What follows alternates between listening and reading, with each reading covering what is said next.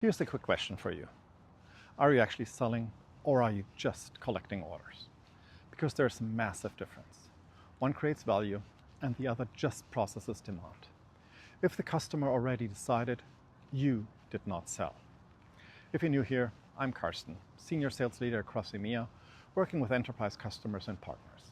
And this is Carsten Uncut, real conversations about leadership, sales, culture, and growth. No keynote, no buzzwords. Today topics matters more than most people admit. Do you sell or do you just collect orders? Let's simplify this. Order taking is when customer already knows what they want, budget is approved, decision is basically made, and you just help them to move it through the procurement process. And there's nothing wrong with that, but let's be honest, that's not selling.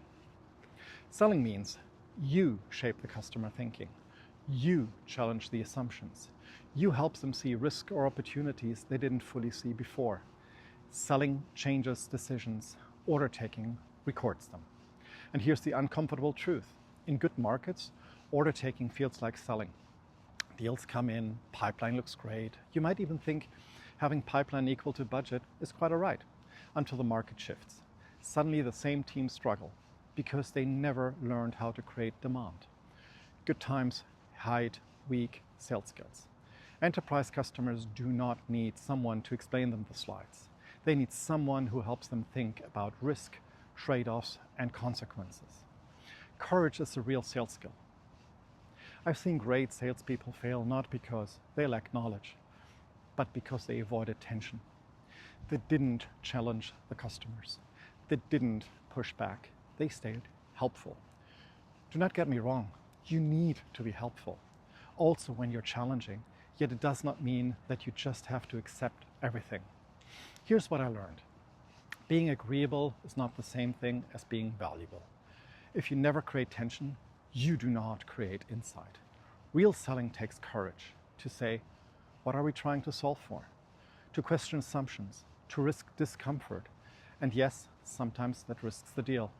But if the deal only works when you stay quiet, it was never a strong deal in the first place.